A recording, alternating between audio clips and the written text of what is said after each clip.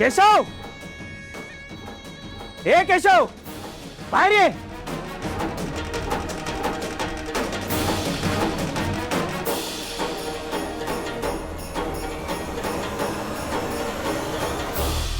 हरिप्रिया कुठे आहे? ती विठ्ठलाच्या मंदिरात गेली आहे. हो, रोजच जाते.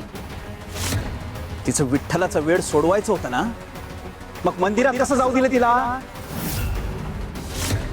आम्ही अडवायलाच जात होतो, पण त्याआधीच ती निघून गेली. हे काय, मी निघालेच होते. हो का? मग तो वेडा सावळ्या तो तिचा विठ्ठल आहे का? म्हणजे माझ्या स्वतःच्या डोळ्यानं पाहिलंय. त्याच्यासोबत गेली आहे ती. काय? इतका पुळका आहे त्याचा. अरे कोण लागतो तो तिचा? हे बघा, आम्हालाही त्याबद्दल काहीच माहित नाहीये. मोठे साहेब, तुम्ही शांत व्हा. मी जाऊन बघतो आणि तुम्हाला कळवतो त्याच्यासोबत काय आहे ती. तुम्ही शांत व्हा. आणि मार्तंड महाराजांनी जो उपाय सांगितला होता तो केला का? हो, कालच केला. आणि महाराज म्हणाले आज दिवसभरात त्याचे परिणामही दिसतील. ठीक आहे, आज कळेलच काय ते. पण केशव, तुला शेवटचं सांगतोय, पुन्हा त्यासोबत ती दिसता कामा नये. मोठे साहेब, मी तुम्हाला शब्द देतो, यापुढे हरिप्रिया त्याचं तोंडही बघणार नाही.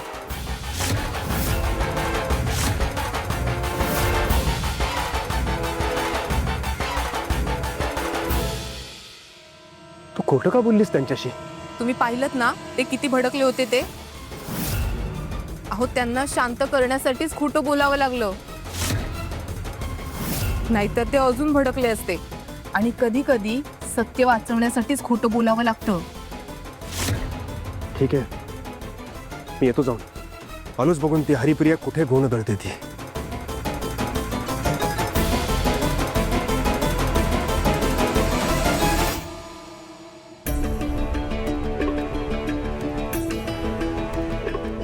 ही मुळी घे, ही उगाळून चाटव तिला. हो काका. आणि हा हार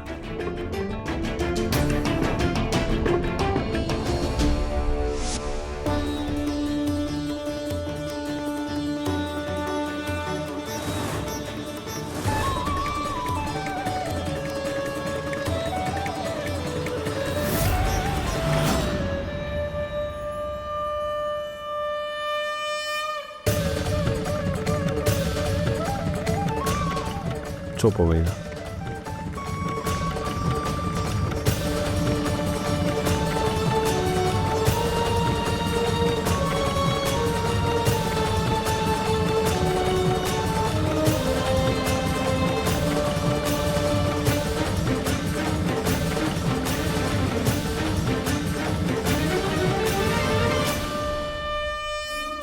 सावळ्या, हा तुळशीचा हार घे आणि थोड्या थोड्या वेळाने तिच्या अंगावर फिरव.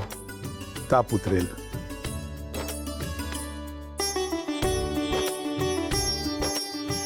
तू ते चाटण बनव. हो काका.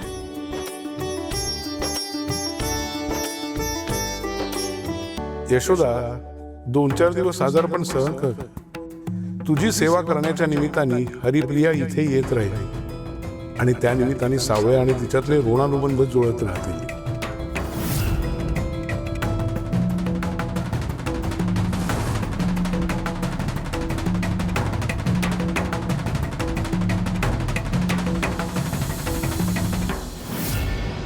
जिथे देव योजना आखतो तिथे योगायोग नसतात, ते संकेत असतात. हरी सावळ्या, सावळ्या हरी. हरीची प्रिया, सावळ्याची प्रिया, हरिप्रिया. भक्तीकडून प्रेमाकडे प्रवास सुरू झालाय. भक्ती म्हणजे समर्पण आणि भक्ती म्हणजे प्रेम. देव आधी मन जोडतो आणि मग नाती घडवतो. ही केवळ भेट नाहीये, ही नियतीची गुंफण आहे. आणि जिथे भक्ती असते तिथे प्रेम जन्माला येतच.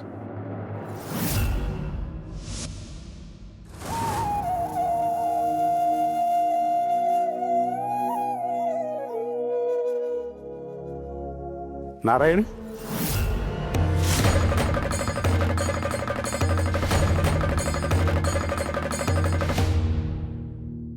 तेवढी कसली काळजी करतेस? स्वामी मी आई आहे हो, तेही लग्नाला आलेल्या मुलीची. तिच्या भवितव्याची चिंता आहे हो मला. आणि घरामध्ये केशव रमा जे वागतायत ते तर तुम्हाला माहितीच आहे. काल तर त्यांनी कहरच केला स्वामी. आता तर भीती वाटायला लागली आहे मला. तुझी भीती रास्त आहे नारायणी. माझ्या मुलीचं सगळं चांगलं व्हावं असंच वाटतंय मला. पण तिला रोज नव्या छळाला सामोरं जावं लागतंय. असं का स्वामी? माझ्या बरोबर आहे.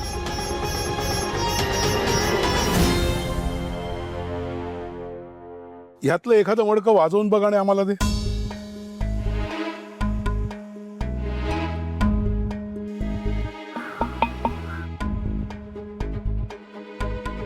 स्वामी, हेच का निवडलंस? कारण हे पक्का आहे स्वामी.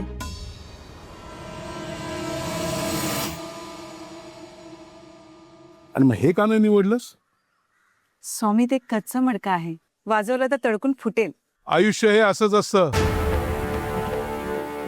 नारायणी कायम पक्क्या मडक्याचीच परीक्षा घेतली जाते. त्याच्यावरच काळ कसोटी लावतो. कारण काळाला ठाऊक असतं हे मडकं तुटणार नाही. अनेक जण भीतीपायी प्रयत्नच सोडून देतात आणि स्वतःला कच्चं ठरवतात. पण तुझी लेक तशी नाहीये. ती आघात सहन करते पण हार मानत नाही. ती संकटात ढळते पण तुटत नाही. परीक्षा ही शिक्षा नाही तर ती पात्रतेची ओळख असते. नारायणी, एक लक्षात ठेव, तुझी लेक तुटण्यासाठी नाही तर घडण्यासाठी निवडली गेली आहे. पण मग परीक्षाच का घ्यायची आहे? हा निसर्गाचा नियमच आहे नारायणी. कविराज, त्या गोणीतून एक मुठभर धान्य घेऊन ये. आणतो स्वामी.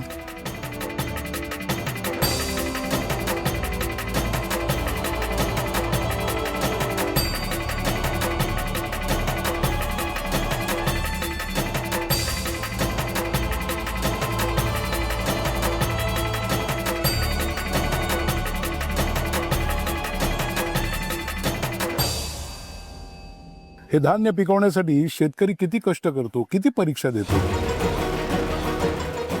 पेरणी, पाणी, पावसाचा अंदाज या सगळ्या गोष्टी अचूक बघून कराव्या लागतात. एक जरी यात चूक झाली तरी सगळं पीक वाया जातं.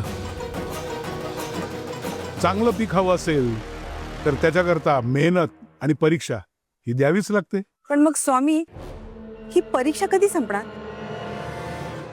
जेव्हा अक्कलकोटचं पंढरपूर होईल, जेव्हा अक्कलकोटचं पंढरपूर होईल, जेव्हा अक्कलकोटचं पंढरपूर होईल.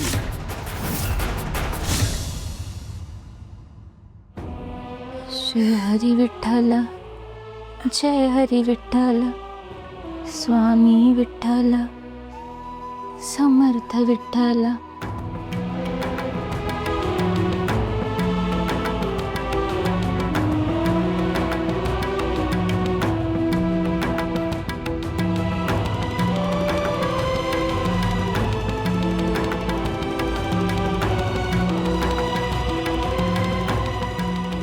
स्वामी विठ्ठल, समर्थ विठ्ठल. आईंना बरं वाटेल. आलेच मी.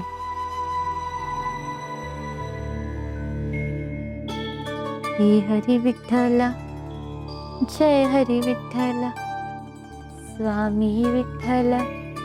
सावळ्या, श्री हरी विठ्ठल, जय हरी विठ्ठल.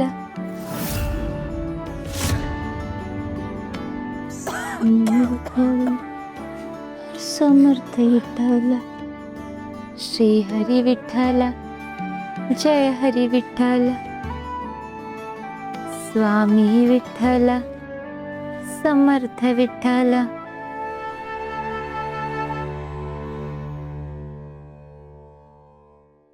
श्री हरी विठ्ठल. सावळ्या, स्वामी विठ्ठल. तू आवाज दिला का मला?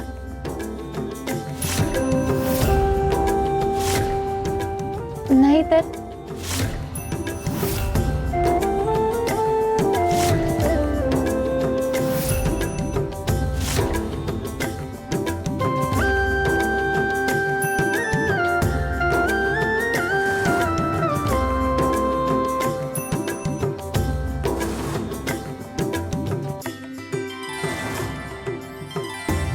यशोदाई हे घ्या जातं.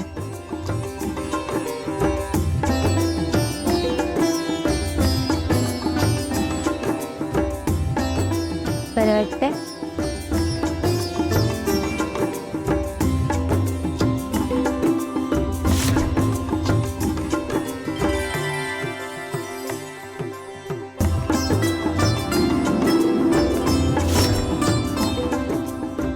यशोदाई श्री हरी विठ्ठल जय हरी विठ्ठल स्वामी विठ्ठल समर्थ विठ्ठल श्री हरी विठ्ठल जय हरी विठ्ठल. सावळ्या सावळ्या सावळ्या श्री हरी विठ्ठल जय हरी विठ्ठल स्वामी विठ्ठल समर्थ विठ्ठल श्री हरी विठ्ठल जय हरी विठ्ठल.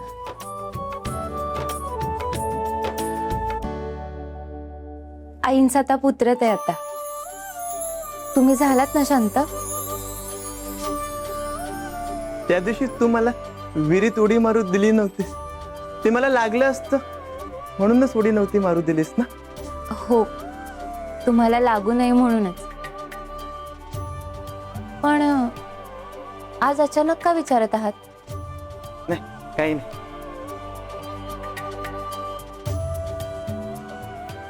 आई, बरं वाटतं ना तुम्हाला? तुमच्यासाठी तांदळाची पेज बनवते. श्री हरी विठ्ठल जय हरी विठ्ठल.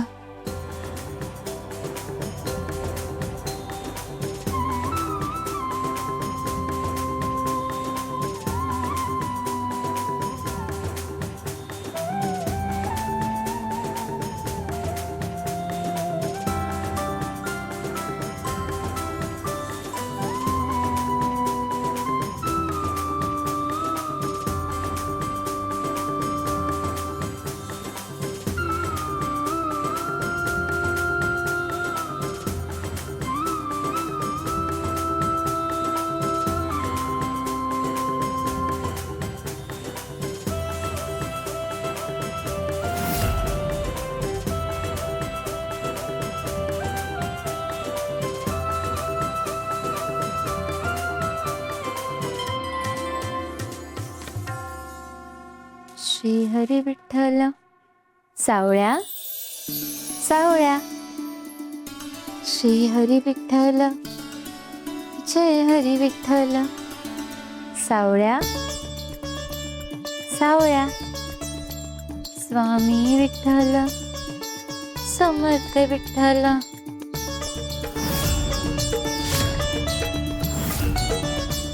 काय झालं? तुम्हाला काय बोलायचंय का? तू सारखं माझं नाव का घेते? तुमचं नाव नाही तर मी तर माझ्या विठ्ठलाचं नाव घेते. पण मला तर माझंच नाव ऐकायला येते.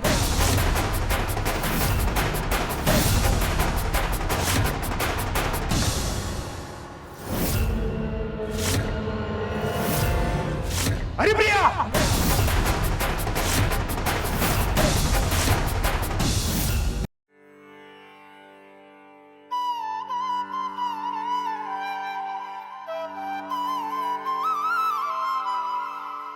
देव वरून कितीही शांत दिसला तरी खोलवर काहीतरी शिकवत असतो.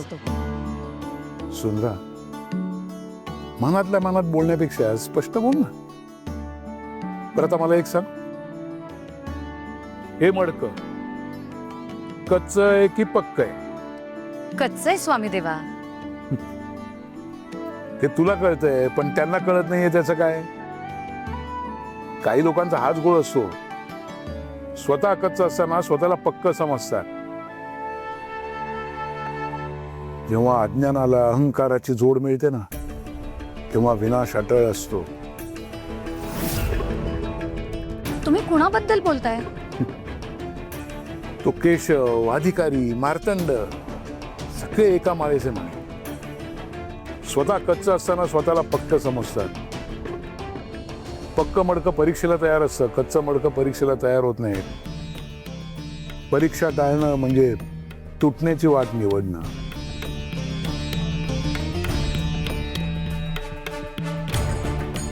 तो स्वतःला ओळखतो तोच खरा पक्का. जो स्वतःला ओळखत नाही तो परीक्षेला पण तयार होत नाही. केशव दादा, तो अधिकारी म्हणत होता ते खरं आहे. तर तू इथे काय करतेस? केशव दादा, यशोदाईंची तब्येत खूप जास्त खराब होती म्हणून त्यांची देखभाल करायला आले. त्यांचं ते बघतील. तुला सगळ्यांसाठी पोळका घेण्याची गरज नाहीये. चल इथून. केशव दादा, त्यांना आत्ता कुठं बरं वाटतंय. त्या उठून बसल्या ना की मी लगेच येते. हे बघ, या अधिकाराला या सावळ्यासोबत राहिलेली तू आवडत नाहीस. त्याने स्पष्ट बजावून सांगितलं की यापुढे तू याच्यासोबत दिसली नाही पाहिजेस म्हणून. केशव दादा, नातं ठरवायच्याच आधी जर अटी लागल्या जात असतील तर ते नातं नातं नाही, बंधन असतं. तो अधिकारी जर पुन्हा चिडला ना तर लग्नाचा विचार रद्द करेल. चांगलं स्थळ निघून जाईल हातातून, कळतंय का तुला? पण दादा, मी कोणाची तरी मदत करते ही चांगलीच गोष्ट आहे ना. यामध्ये तक्रार करण्यासारखं काहीच नाहीये. आणि मी कोणाची मदत करायची नाही हे सांगण्याचा अधिकार त्यांना नाहीये. आहे, कारण तो तुझा होणारा नवरा आहे. चल इथून. केशव एक दादा. क्षण इथे थांबायचं नाही. केशव दादा, चल केशव म्हणतो दादा, ना. थांब ना. केशव चल दादा, म्हणतोय ना मी तुला. केशव दादा, आनंद आहे.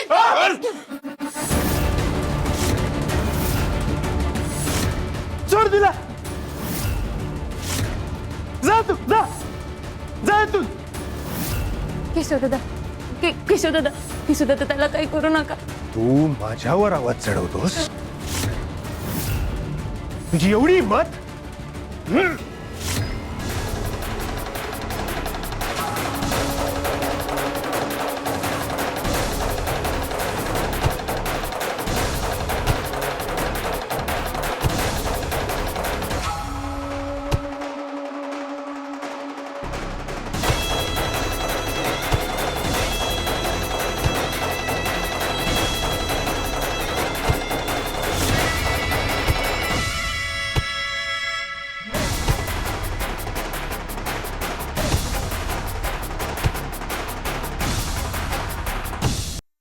मार्तंड महाराज की जय. जय मार्तंड महाराज की जय. जय.